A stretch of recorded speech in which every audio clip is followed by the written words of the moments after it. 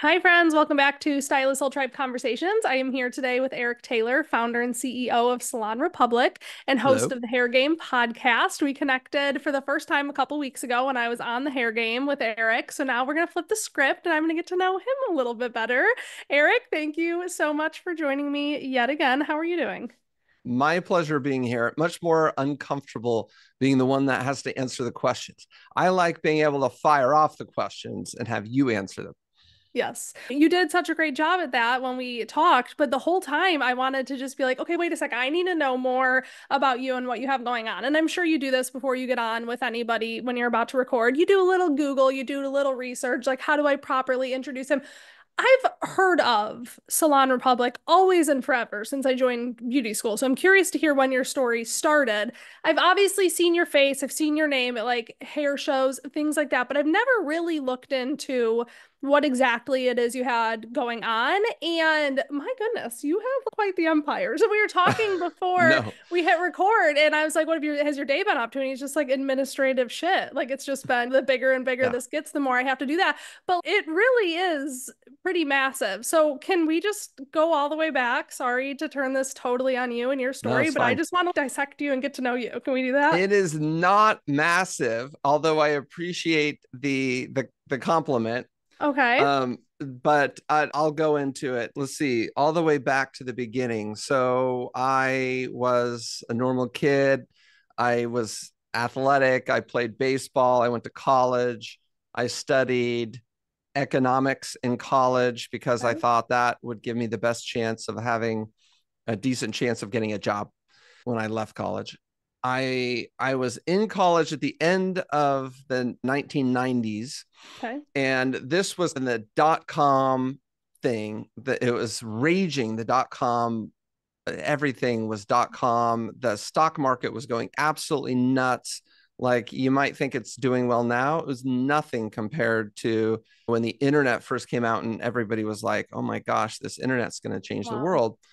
So a lot of my friends were graduating from college and they were going off to work for these dot com companies who were paying them oodles of money because their stocks were so high. But they were working 80, 90 hours a week. And I remember thinking, I don't think I really want Yeah, that to doesn't sound ever too good. work 90, 100 hours a week. How many hours are What? in a week, including Well, sleep? that's a good question. How many Yeah. work hours in it? Well, there's 40 work day, Yeah. traditional work hours in a week, 40.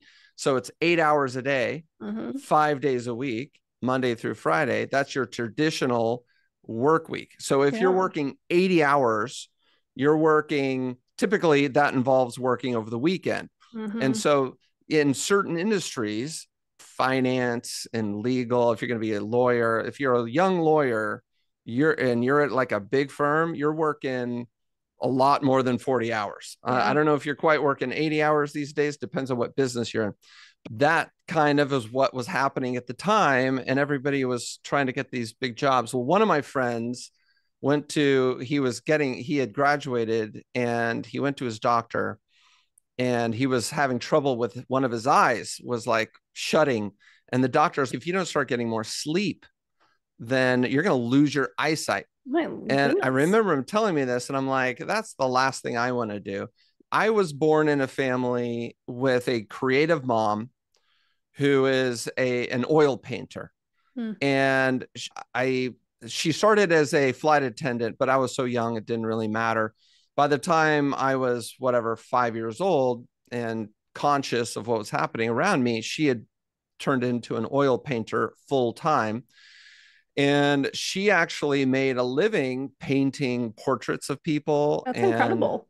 yeah, it's rare. It's such a romantic idea to be an Hmm. artist and to be able to create every day and these beautiful images and stuff, and just be able to, you have an inspiration and you can put it on a canvas and then somebody's willing to pay you for that. Make a That's a real dream. living too. Yeah.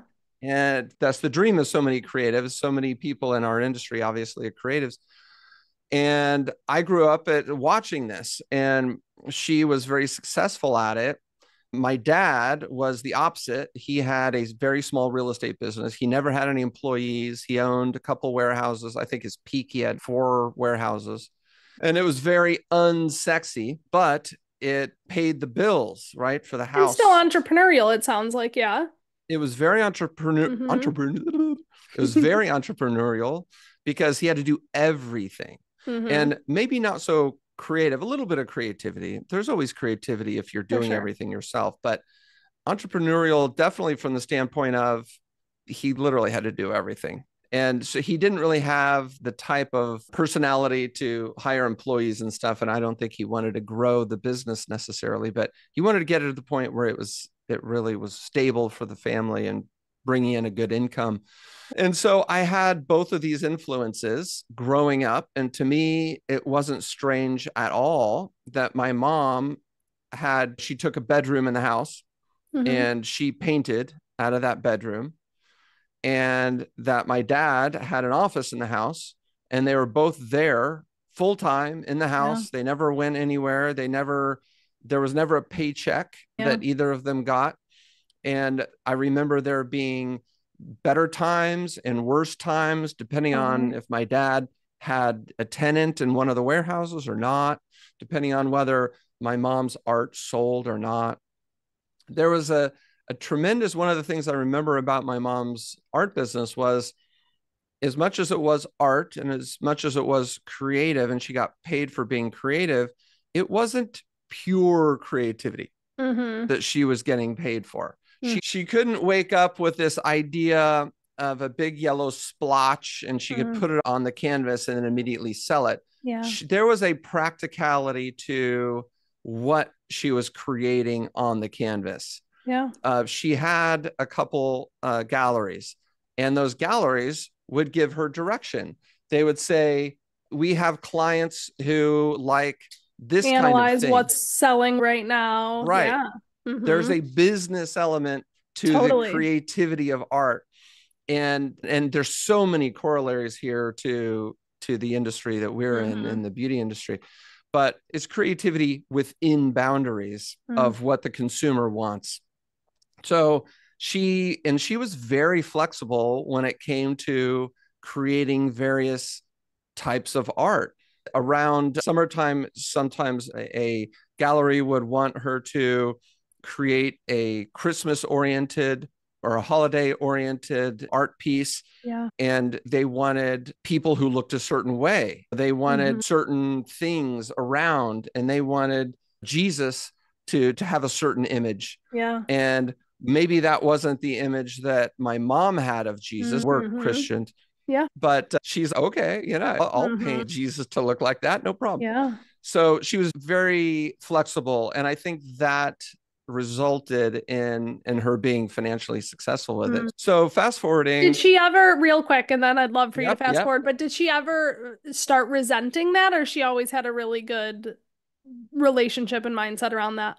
Never resented any of Okay, it. amazing. I think she was very balanced with her philosophy or perspective that the art was a balance between her creativity and what people were actually willing to pay for. And making people happy. I feel like in our industry, that's almost like where you find that joy. You sure you don't have full financial or full creative freedom, but you have the ability to like make someone happy and provide what they were looking for. So go ahead and fast forward. Sorry, I had to 100%. interject with And that. no, 100%. And that's the correlation that I referred to before. In order for something to make you a living Hmm. versus a hobby, I think it's Yeah, really important to talk about the differences between those two things. You can love what you do as you are when you're making a living, but there you have to balance it with what the customer is willing to pay the for. If market. it's a Yeah. hobby, you can do whatever the hell you want. So this was my mindset as I was growing up with these two people, my parents. And so it was never really my expectation that I was going to go get a job. I Okay. think through college, going back to what I was witnessing as some of my older friends who were graduating before me Hmm. found themselves, schlepping around an office and all that stuff. The last thing I wanted to do was that. Yeah. So I started looking very early at what I could be doing. Probably halfway through sophomore, junior year, I started looking around at what am I going to be doing after school? Because Okay. when you're in school, you've got a place to be, you've got a place to sleep, they feed you, it's all done. And I knew that there was going to come a time where I was going to get kicked out of there and I was going to have to actually do this myself.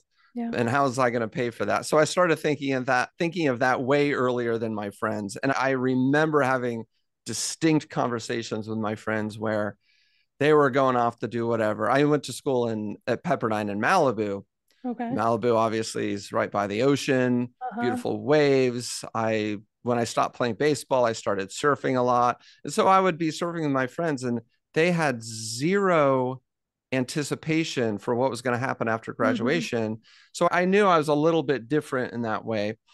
So what did I think of? I thought of various businesses that were interesting to me, and one of them was the salon business, was the salon industry, was Do you remember what and sparked that initial interest in the industry yeah, specifically? it was my barber. Oh, I guess he was a hairstylist technically. yeah. I was probably he probably had 20% men clients, but and his name was Rick, and I remember just I got to know Rick, of course, like all clients get to know their hairdressers if they keep Hmm. going back. And I was always very interested in kind of the artistry that all the hairdressers in the salon employed in what they do, along with just the practical nature of so many people, just about everybody, having to get their hair cut Yeah. And we'll and always have to. Yeah. always having to get their hair cut unless they want to look horrible and do it themselves, which most Yeah. people Yeah. don't do That seems like wisely. a safe route to go. Yeah. Yeah. So I thought, boy, this is really great. I feel like it combines my experience growing up. There's artistry and there's a business practicality to it. And it all Hmm. just made sense to me.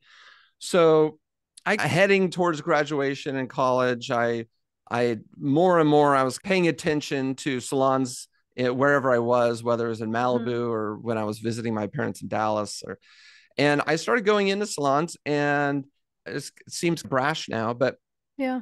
I remember asking to talk to the owner or the manager or whatever, and then I would just ask them questions, and Hmm. half of them said they don't have time, and half of them said, "Sure, why? What do you want to talk to me about?" Yeah. And so I would spend whatever 20 minutes asking them questions, and I would introduce myself as being like, "I'm in school, and I'm curious about different." And Yeah. can I ask you some questions? So I just learned that way, and then so I finally graduate and I thought, okay, I really think that this is something I'd like to learn a little bit more about and then maybe Was take the there first like step. a close runner up outside of the beauty industry or not really? Was there something else Not that really had your really. attention? Not really. I looked at other things, but there was not really a fit personally. Okay. Like I remember vaguely looking at dry cleaning and like I had Hmm. zero interest in that. I think I Hmm. talked to a dry cleaning guy, like my dry cleaning guy Yeah. once, Okay. and I asked him some questions and he answered them. And I immediately thought to myself, oh That's my not God, it. this is horrible. I'd shoot Okay. myself if I had to open a dry cleaning business. And Okay. So you then had the clarity you were looking for. yeah, I talked to a guy who ran a car wash in Malibu. Hmm. And this guy, it was a great deal for him because he was the only car wash in I think Malibu. they say that's one of the most profitable industries you can get into, right? It is one of the most it is a very profitable industry because there's also recurring revenue, Yes. but Gives me there's a lot Breaking of Bad vibes. yeah, exactly. There's also a lot of things that didn't interest me about it for obvious Okay. reasons. Yeah. Like it's who really wants to be a car washer, but No. so I didn't put much time into that. There might have been a couple others, but I can't think of them. So I just gravitated towards the salon industry, but I didn't really know how I was gonna really be in it. Hmm. Um, and then I graduated and I moved from Malibu back into my parents' house. Maybe the early boomerang generation happening there. I had a Hmm. girlfriend in Dallas, and so I was like, I'll move in with my parents. I'll be with my girlfriend. Yep. So right about when I did that, her hairdresser in Dallas moved to one of the first salon studios in the Okay. country. Okay. Interesting. So What this year was was in this? 1998. Okay. So the guy, okay, she knew that I was going around town bothering salon owners, Yeah, you're basically. hyper aware of the salon space right I now. was Yes. hyper aware and I was talking a lot about it to Uh-huh. her. Yeah. And she was entertaining me, but probably thinking, not really sure where he's going with this Yeah. because he's not a hairstylist. And so her hairstylist moved to one of the first salon studios, and it was about 10,000 feet, 10,000 square feet. So it was big. And it was 5 minutes from my parents' house. She told me about it. She called me on the landline. This is how far back we're going. Mm-hmm. She called me on her because she graduated, she moved in with her parents too, which was right Okay. down the street from my parents. Yep. So she calls me on the landline and she said, my hairstylist just moved to the coolest salon. She has her own space and everybody there has their own space. And I'm like, Mm. what the hell are you talking about? And she Yeah. said, it's here, go check it out. So I want to say I've lost details because we're going Yeah. back so far, but I may have actually gotten in the car that second and driven down there. That's how close it was. Yeah. And I was otherwise, what was I doing with my time? I was working for my dad on the Okay. side, which was not a Okay. full-time gig. And I Yeah. don't even think he was paying me, Yeah. but I was going to these warehouses and sweeping them Mm. and doing a lot of manual labor type stuff. So I went to the salon and I walked in and it immediately made sense to me. Mm. Immediately made sense. Does that location still exist or It no? still exists. Wow. Yes, it still exists. Yeah, it's still right down the street from my parents' house. Incredible. Yeah, I had the opportunity to actually take it. I had the opportunity. We were talking to the landlord, and we in order to make it a Salon Republic, but we couldn't come to terms on the Mm. economics of the rent. And I think I did a good job of not letting I nostalgia. was gonna say that probably was hard to turn away, but that really does show the business smarts because if it doesn't work, it doesn't work. Yeah. Whether it was part of I the don't want story to. or not. Yeah, I'm not going to pay. Yeah. I'm not going to have it cost me money to have it just because Yeah. that was the origin. And frankly, I thought that the landlord was going to negotiate with me, but he Yeah. didn't. He ended up renting it to another salon business. And I don't know how well they're doing there. Yeah. I haven't actually been there in a long time. But anyway, so when I was there that first time, the original guy who conceived of the salon studio concept was there. Hmm. He was the owner of the salon. At the time, he was probably in his 60s. He Wow. was a barber from, I think, Amarillo, Texas, a small town.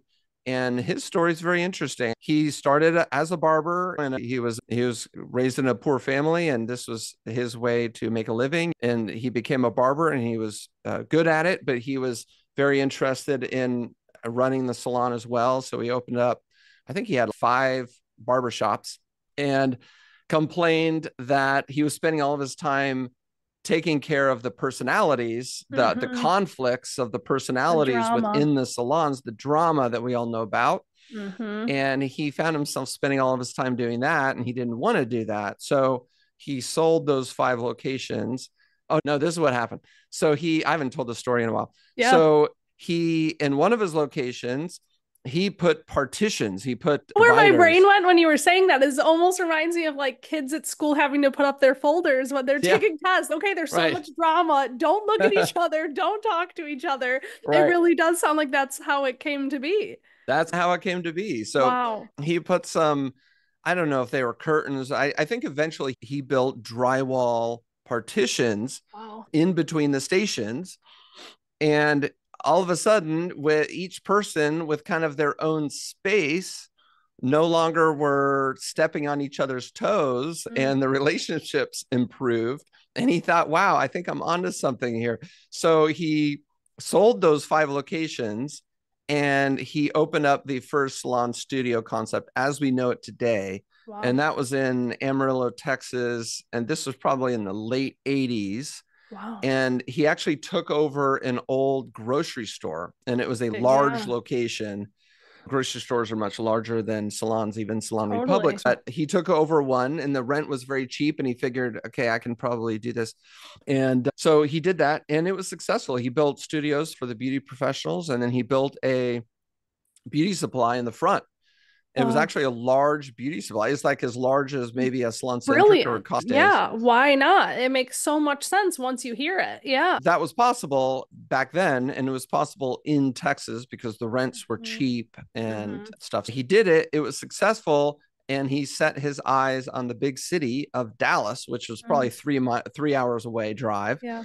And so I think he shut down or closed or sold. He probably sold that one unit to somebody in Amarillo and he moved to Dallas Mm-hmm. and opened up a number of salons and with the studio concept. Didn't do the product for some reason.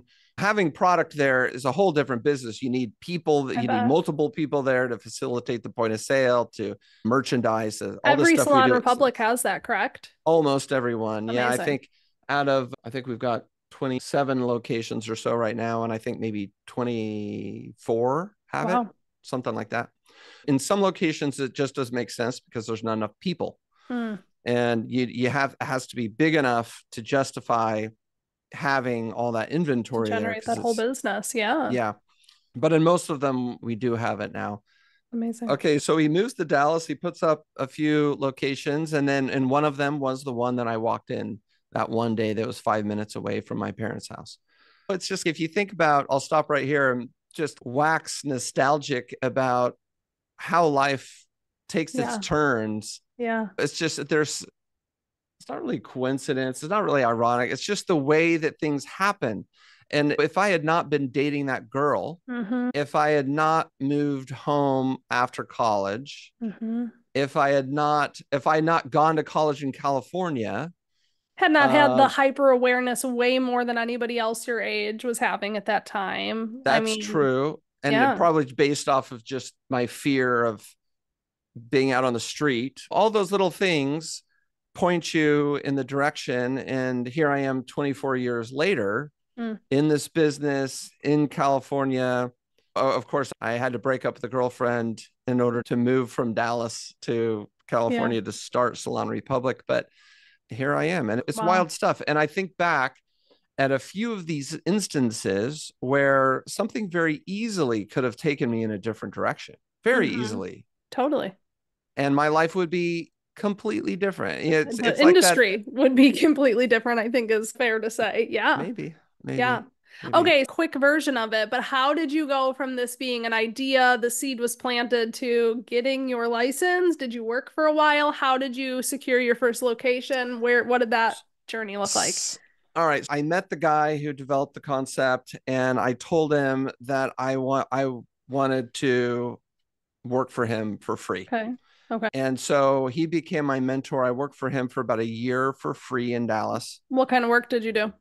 I did just like salon management work. I was Okay. at the front of the salon. I said hi to the clients when they came in. If they were looking for Janice, their hairstylist, I let them know where Janice was. Mm-hmm.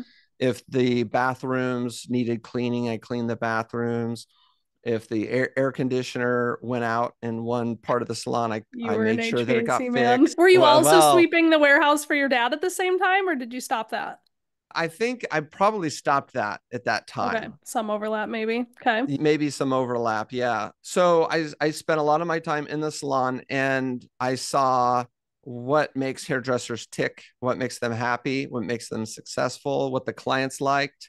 I saw what they liked about having their own space so much more, yet being around so many other beauty Mm-hmm. professionals. I saw friendships get made. I saw some drama, but then, how to resolve it in a Mm. good, healthy way. Yeah. That's what I did.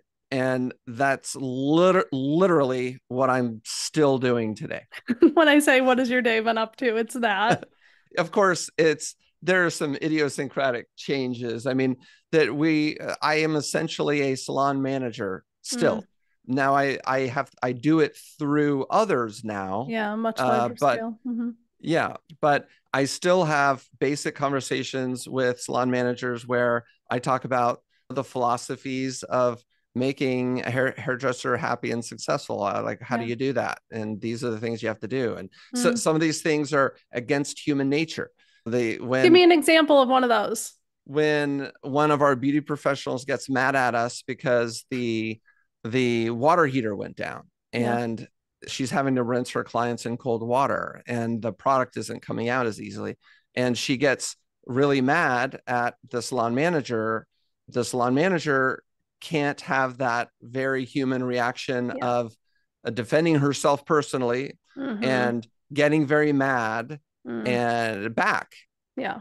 Doesn't help the There's customer situation. service. You Yeah. have to recognize why the beauty professional is pissed off and Mm-hmm. totally understand it, totally get it. She's Mm. running her business. She has to make money, and her Mm-hmm. client's mad at her. She's in between a rock and a hard Chain place. reaction. Yeah. And so you have to recognize that there's empathy there, Mm-hmm. and then do everything you can to let her know that we recognize the issue and doing everything we can to fix the issue ASAP. And Mm-hmm. then actually do everything we can to fix the Mm-hmm. issue ASAP. Mm-hmm. And so that's one example. Mm. How did you come across your first location? Like, how did that come to be? After about a year, I moved out to California. I broke up with the girlfriend, moved out to California, and started looking around for a space. I had a general idea of what I wanted to do. There were no such salons in California at the time. This was in 1999. Okay. And I drove around a ridiculous number of miles Mm-hmm. looking for spaces. I knew Los Angeles pretty well because I'd been Mm-hmm. here since 94. Mm-hmm. And I eventually it came down to, let's call it, 3 or 4 locations that I thought would work really well, and it settled on one. And it was the process of negotiating a lease with a landlord. Most of the landlords these days, especially in a city like Los Angeles, are institutional landlords. These are Mm-hmm. monster businesses that are backed by monster pension funds Yeah. and these things. And they operate like a monster institutional company does. Mm-hmm. And so it takes a long time. And I think it took me probably a year to just get the lease. That was the first location, was in Studio City, California. We still Mm-hmm. have it today. Mm-hmm. Many of the beauty professionals that I rented to 24 years ago are still in the Wow. salon today. Yeah. And so I have a lot of feelings about that salon, a lot of memories, obviously. Yeah. But so it took about a year to get the lease, and then took about 6 months to build out the space. So for that year and a half, I was eating crackers Mm-hmm. and living in the cheapest, literally the cheapest apartment I could find in a Assuming you decent. were a hairstylist by this point, yes or no? No, Okay, I, I've interesting. I've never had my beauty license. I don't know why I assumed that you did. Just you Well, saying most and being creative, I would assume yeah, that was the creative outlet for you. yeah, Interesting. yeah, Okay. But you've been in a salon, like you said, for so long that yeah. do you think you could do a decent head of hair? Absolutely No, not.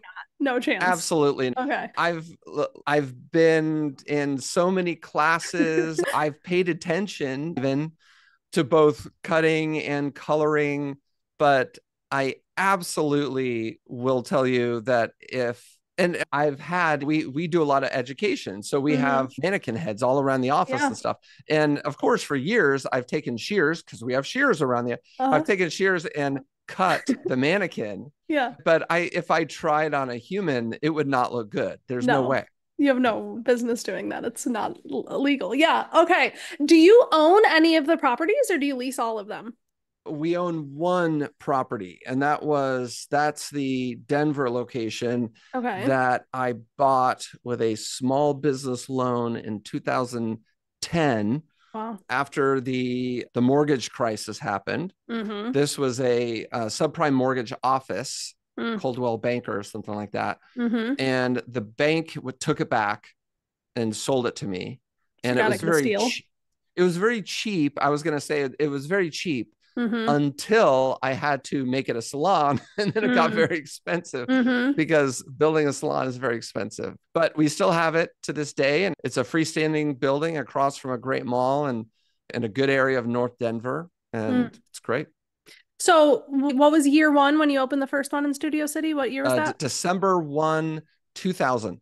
And when was the second location? Did you know Yeah, right good. away we're moving, or did it take some time? No, it was like, I hate to use cliches, but I'm going to use one. Whatever. It was like building the airplane as I'm flying it. Okay. Wah, All wah. But businesses are, yeah. yeah, it was like, as much as I'd worked at my mentor's location, I'd never actually gotten it off the ground from zero to Mm-hmm. open. Yeah. So all of a sudden, I'm managing the construction people. They're ripping me off. They're taking forever. Mm-hmm. I didn't know any protections. And I had a lease with the landlord and they just kicked me around. I Mm-hmm. think back now, we've gotten rid of a lot of the bad elements of that first lease, but Mm-hmm. I call real estate and construction blood sports separately. They're Mm-hmm. absolute blood sports. And the people who do better are the ones who have been doing it a long time and just know what to do. And the Yeah. ones who don't know what to do just get kicked around and Yeah. abused. Yeah. And that was 100% me. I had a lease that was so bad. I Mm. remember having to pay the landlord these ridiculous amounts of money for like administrative fees and this and that. And like every time the landlord made an improvement to the space or to the center, like Mm-hmm. I got a bill for it. And I was like, wait a second, this is your Yeah. But building. you didn't know any I, better, right? I didn't know any better. I had an attorney, Okay. but even there's good attorneys and bad attorneys, Yeah. just like good Yeah. hairstylists and bad Yep. hairstylists. And this attorney she was not adept in this type of a deal. Mm-hmm. I made a bad choice of choosing an attorney who wasn't adept at a real estate retail lease. Mm. Anyway, learning lessons. And then with construction, I, I hired the cheapest bid and I got what I paid for. And I ended up paying for it for years after that. But all the learning lessons. So we got the salon open, though. We opened in good shape. I was the only employee for that salon for two years or so, two and a Really? half years. I worked at the front desk. I cleaned the bathrooms. Yeah. I laid the floor for Mm. some of those early studios because I didn't have enough money to hire the contractor to lay the floors. Yeah. And I thought to myself, having some personalization to the studio was part of what I was offering our hairstylists who were I think coming that's in. very attractive. Yeah. Yeah. So if somebody wanted a wood floor, then I'm going to put in a wood floor. And it's I'm going to put in a wood floor. I'm not paying somebody else to put it. Yeah. And I've never put in a wood floor. So I'm going to Home Depot and I'm asking the gonna guy, how learn do how I to put put in in a a wood? wood floor. Yeah. And so I end up putting in a wood floor and it ends up looking good. But I was easily, and maybe this is the ironic thing, I was Yeah. easily working 80 hours a week. Going back to me Oh, being all, I don't want to work 80 hours a week. But when you have your own business, you got to do things the way you have to do them, right? I So, wanted to ask you this in the beginning when you're an excellent storyteller, let me say, when you were oh, painting the thank you. picture, no pun intended, of your mom's career and your dad's career. I wanted to ask you if you had to say at this very moment, which one would you say you replicate more right now? Right now, Yeah. I would, it's a very good question that is impossible to answer. Okay. I would say if I had to choose one, because I don't want to shy away from it. I would probably shit no. I would probably say my mom just because she balanced them out Okay. so well Mm-hmm. and because my dad didn't want to grow his business. I would say for those Mm. two reasons. But Okay. there's so many things about Both. what Yeah. I find myself being pretty good at that definitely my mom isn't so good at and my dad Mm-hmm. is good at. Mm-hmm. So very much a blend. When did the podcast first release? Podcast released in 2017, August of 2017. So what Okay. is that? 7 years ago this month. Wow. Wow. That's incredible. And you've been doing weekly episodes or more often than that? I have not missed a week in 6.5 years. Wow. That's amazing. That's Yeah. amazing. So would you say it's fair to say that's like a big portion? I know you said administrative stuff. How would you say you're spending majority of your time right now? Yeah. So before we started recording, I Uh-huh. was telling Lisa that I am spending a tremendous amount of that my kind of daily Yeah. is a tremendous amount of administrative bullshit.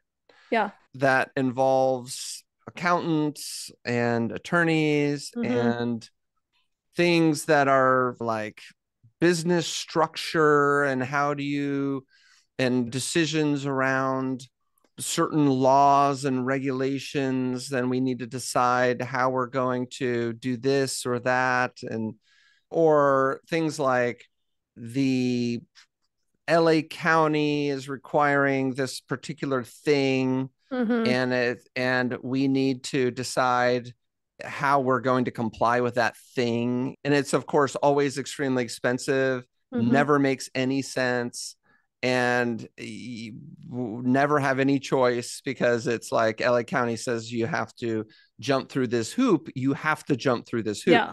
There's There's, no there's choice. no Yeah. arguing. Mm-hmm. So unfortunately, a lot of my time is spent on stuff like that. Yeah. And I say a lot. So what is a lot? A lot's probably 60% of my time Okay. is spent on that. 40% of my time is spent on like direct salon related things, Mm-hmm. whether it's like going to the salon. And I try to go to the salons as much as I can. It frankly, I have to go to the salons psychologically Mm-hmm. because if I don't, I end up sitting in an office all day long and I lose sight of what we actually do. I feel that. I'm still go to the salon a couple days a week for the same reason. Because, yeah, you Yeah. really do start to lose your mind going into this Yeah. tunnel into your computer forever. Yeah. 100%. Yeah. 100% because emails beget more emails. Mm-hmm. When Yep. you and so if you're not careful, I could absolutely spend 100% of my time just responding to Yeah. emails, And never stop. and And they would never and end. and they'll never end. Yeah. Yeah. And so I have to go to the salons because and talk to people, whether it's Mm-hmm. our manager or the beauty professionals I know, or maybe some new beauty professionals I don't yet know, and check in with them, make sure that we're doing everything that we can and Mm-hmm. their experiences going and all that stuff. I have to do that just to remind myself of what it is we actually do. Mm-hmm. Because there's certain elements of business that are pretty standard no matter Mm-hmm. what the business is. And a lot of Mm-hmm. this stuff that I was talking about before, Yeah. whether it's regulations or attorneys or taxation or the accounting code requires certain things, and yet it doesn't matter what business you're in, you have to do all that shit. Mm-hmm.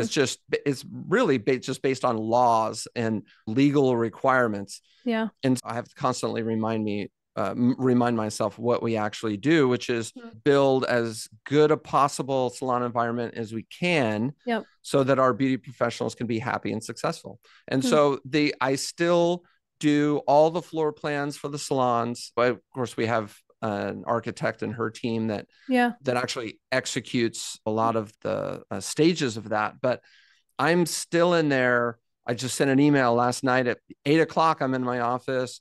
We're opening a new location. And I was going through, and the email was probably 20 bullet points of Mm-hmm. what to change. Let's add a skylight window here. Mm-hmm. Let's move the door of this studio Because you have around that the corner. experience. And like you said, you've talked with those beauty pros for so long, you know Right. what they need and what they want and what they're seeking out. That's right. The technical people call it institutional knowledge. So Okay. I have that institutional, some Got a people lot of call it that. tribal knowledge, actually. If you want to bring it down in formality, some people got Mm-hmm. tribal knowledge, and stuff like that is pretty important. But I try to always kind of pressure test some of my assumptions because after these 24, 25 years, I'm not quite as close to every specific thing that is happening in the salons anymore. So, for example, yesterday, I sent a text to one of our regional managers and I said, hey, is it true or untrue that people like this more than that? Like our hairstylists like this more than that? Mm.